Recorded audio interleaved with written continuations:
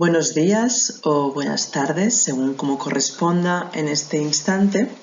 Las autoras de esta comunicación, la doctora Imma Canales La Cruz, de la Universidad de Zaragoza, y la que les habla, la doctora Gloria Rovira, de la Universidad de Girona, queremos dar las gracias a la organización del Congreso Internacional Latina de Comunicación Social por aceptar nuestra comunicación, que lleva por título El reto de la comunicación con uno mismo. Esta comunicación también lleva otro título, un subtítulo podríamos decir, que se trata de la fenomenología de la atención plena en prácticas de expresión y comunicación corporal. El que ilustramos es el guión de nuestra exposición, que pasamos a desarrollar a continuación.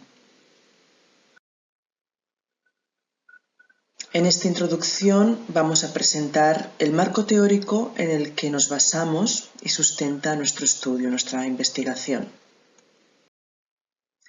En primer lugar, el contexto en el que nos estamos ubicadas es el contexto universitario en la formación de futuros docentes en el ámbito de la motricidad.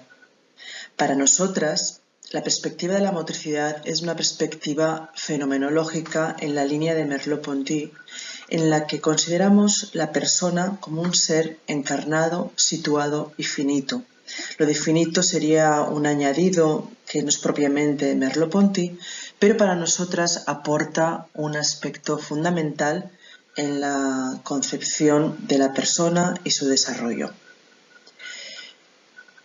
La dimensión introyectiva de la motricidad habla de esta dimensión típicamente humana, o que sepamos humana, de la autoconciencia, del darnos cuenta de nosotros mismos. Esa conciencia testigo de la que tanta literatura al respecto encontramos en los ámbitos del desarrollo personal y de la autoconciencia. Aquí es donde entronca el concepto de atención plena, en la que consideramos la capacidad de estar presentes en el aquí y ahora sin juzgarnos. Esta actitud, esta capacidad, nos permitirá tener una relación, una comunicación con nosotros mismos. Y ahí es donde es importante ese conocer y ese comprender ese diálogo interno que sostenemos con nosotros mismos, nosotras mismas. Es lo que podemos hablar, esas narraciones que formarán la manera en la que nosotros estamos en el mundo y somos con el mundo. Todo ello nos lleva a una comprensión de la conducta humana, una comprensión que empieza o no empieza, sino que es una interacción constante entre la comprensión hacia una misma y una comprensión hacia las otras conductas humanas. Por tanto, el objetivo de esta investigación ha sido comprender la experiencia de la atención plena en el proceso de comunicarse con uno mismo. En esta experiencia o vivencia cabe destacar que en el contexto en el que investigamos sobre esta comunicación nos basamos en tres aspectos. Por un lado, hay unos planteamientos educativos en el desarrollo de estas prácticas motrices de autoconocimiento, objetivos educativos que están planteados por Rovira y que forman parte de esa propuesta pedagógica que más adelante podremos ver. Después, por otro lado, el estudio de las conductas motrices a la mano de Lagardère, en el que habla en el proceso de aprendizaje, tres estadios en el desarrollo de las conductas, cuando son conductas desajustadas que se aproximan a las óptimas o conductas óptimas. Y también otro pilar, las actitudes descritas por Jon Kabat-Zinn en el desarrollo de la práctica de la autoconciencia. La metodología que hemos seguido es típicamente fenomenológica interpretativa, hermenéutica, y sigue los siguientes apartados. Los participantes en este estudio fueron 94 estudiantes de la asignatura de Danza y Expresión Corporal en el grado de Ciencias de la Actividad Física y el Deporte en la Universidad de Girona, en España. Alumnos de primer curso que participaban libremente en esta recolección de datos. Exactamente, el instrumento en el que recogimos los datos fue un cuestionario de autoevaluación planteado por Rovira en el transcurso de la docencia en danza y expresión corporal en el grado de Ciencias de la Actividad Física.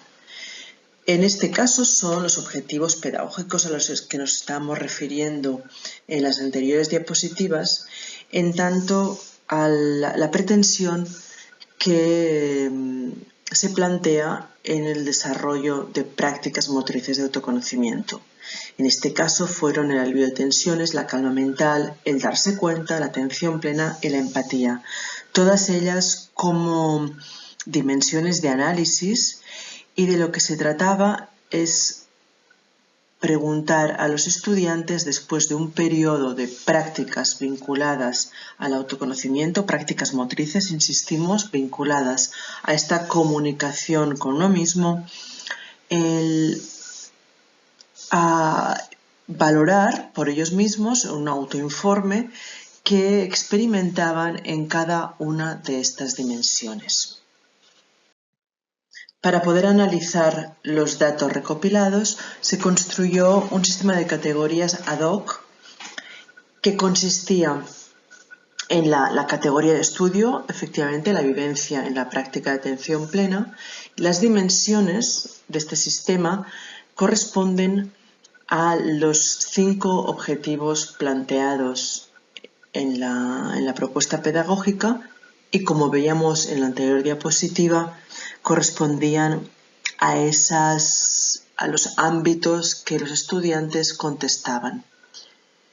Como indicadores para poder codificar los datos que analizar, hablamos de esta triple categorización de la conducta motriz. Conducta motriz desajustada, aproximación, optimización. Es decir, estos indicadores hablan de cómo, en qué nivel se consigue cada una de estas dimensiones o se desarrolla cada una de estas dimensiones en la experiencia narrada por los estudiantes que participan en el estudio.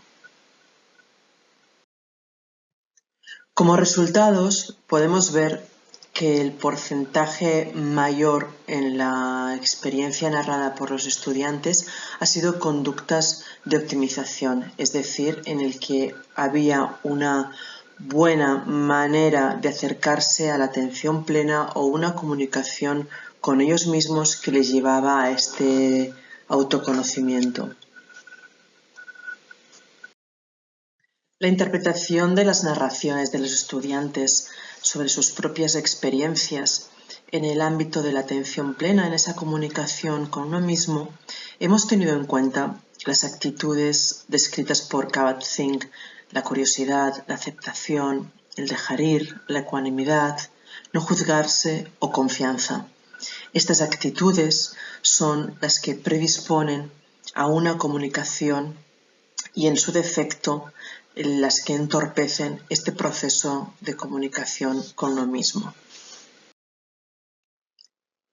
Por un lado, podemos detectar cómo son esos desajustes en el acto de la autocomunicación. Cuando vemos los bloqueos, ¿no? Sería en ese cierre de la experiencia sensible, cuando aparecen los apegos, apego al malestar, las dificultades para dejar ir y para poder estar presente en la actividad, en el aquí y ahora, o incluso ese cierre de la curiosidad, esa experiencia que parece como sabida o incluso ante una novedad no querer estar abiertos, ¿no? Lo que se dice estar faltos de curiosidad. Incluso otro aspecto que que bloquea es esa identificación extrema con rasgos de rasgos personales, identificarte y creer que eres, por ejemplo, ese dolor que estás experimentando, lo que trae de la mano un juzgarse constante por no alcanzar ese yo idealizado en algunos momentos. También en esta falta de ecuanimidad frente a las situaciones vividas y sin aceptar, y una sensación de fractura, de separación con el mundo, teñida de impaciencia y dispersión. Todo esto es lo que sus narraciones nos muestran sobre esta desconexión de la atención plena.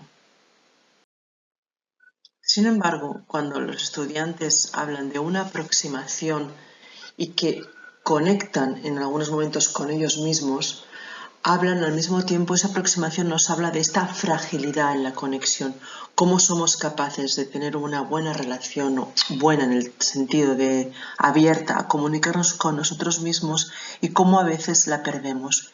¿Qué es podemos perder? En este caso los estudiantes nos explicaban por cuestiones, por factores externos como el ruido o la propia incomodidad interna, el hecho de la apetencia, el querer o no hacer una práctica, la preocupación, la proximidad de los otros.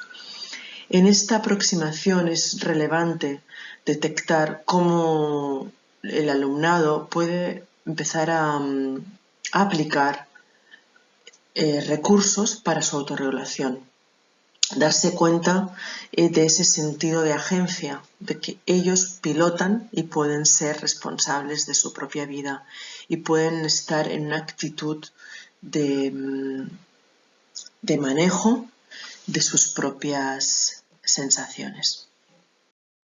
Por último, este manejo es lo que se vería expresado en esa optimización, cuando verdaderamente los estudiantes hablan de esa buena comunicación con ellos mismos, en esa capacidad de atención plena, en una capacidad de centrarse en el aquí y ahora, sin juicios, y poder tener una mirada ecuánime hacia uno mismo, tanto en aquello que genera malestar como aquello que genera bienestar.